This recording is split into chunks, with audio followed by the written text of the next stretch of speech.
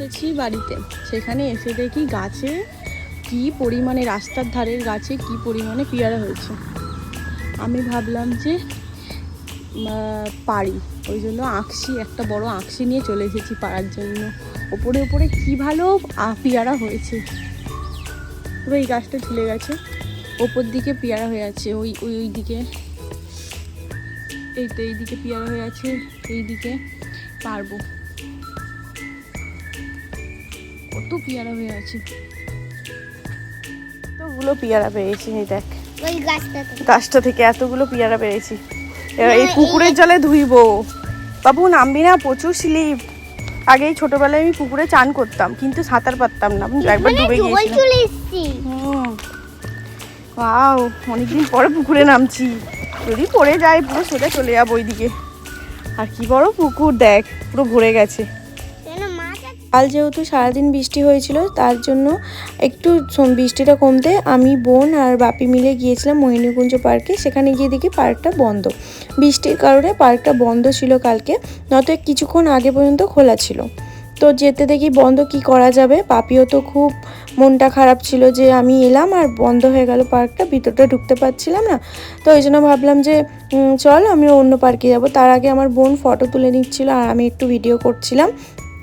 ভাবলাম যে এইটা পার্কটা বন্ধ, তো কি হয়েছে, আমরা পর্ণশ্রী পার্কে যাবো। ওই জন্য এখানের যে ফুলগুলো আছে এত সুন্দর লাগছিল, এগুলো জানি না কি ফুল, কিন্তু ফুল তো গাছেই ভালো লাগে। এই জন্য ভাবলাম যে একটু ভিডিও করে নিই। ভিডিও করতে করতে একটা জিনিস লক্ষ্য করলাম যে মাঠের চারিদিকে যে পাখিগুলো দেখতে পাচ্ছ সেগুলো কিন্তু শালিক পাখি, আর তার সাথে অন্য পাখি ছিল, কিন্তু বেশিরভাগটা শালিক পাখিই ছিল। আমরা হয়তো ঢুকতে পারিনি পার্কটার ভিতরে, কিন্তু পার্কের ভিতরে যে পাখিগুলো নিজের মতো করে ঘুরে বেড়াচ্ছে, তো এটাই অনেক। কারণ আমরা যদি ঢুকতে পারতাম তাহলে হয়তো এরা এত সুন্দরভাবে ঘুরে বেড়াতে পারতো না। এদিকে বোন তো বোনের মতো ফটো তুলতে ব্যস্ত ছিল, আর এদিকে বাপি আর আমি পাখিগুলোকে ডাকার চেষ্টা করছিলাম।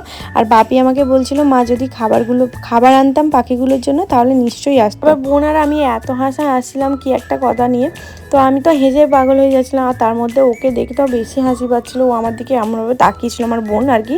তারপর ভিডিওটা অন করতে ক্যামেরাটা ওর দিকে তাকাতে, মানে এত নকশা করছিল কি বলবো, যেন স্বর্গের অপ্সরা নেমে এসেছিল। গাছটা কি গাছ রে, কি উঁচু গাছ, পুরো সারি সারি হয়ে আছে।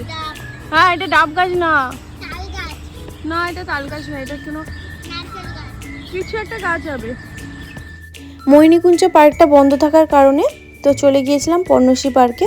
অনেক বছর পর, 5 বছর পর গেলাম। বিয়ের আগে আমি অনেক গিয়েছি, কিন্তু বিয়ের পর আর বাপি হয়ে যাওয়ার পর তো আরোই যাওয়া হয়নি। আর বাপিকে নিয়ে প্রথমবার আমি পর্ণশ্রী পার্কে গেলাম। গিয়ে দেখি ফুলগুলো কত হয়ে আছে, এগুলো আগেও দেখেছি কিন্তু নাম মনে নেই ফুলগুলো। আমি প্রায় অনেক বছর পরে গেলাম, অনেকটা চেঞ্জ হয়েছে।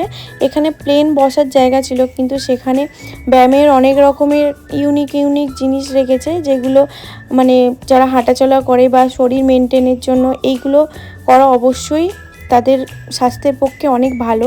সেখানে বাপিও দেখি আমার সাথে করছিল, আর আমিও গিয়ে ব্যবহার করছিলাম। এত সুন্দর লাগছিল, শরীরটা মানে খুব হালকা লাগছিল এইগুলো করার পর। এখানে অনেকেই নিজের মতো করে ব্যায়াম করছিল, আর এইটা সব থেকে আমার ইউনিক লেগেছে।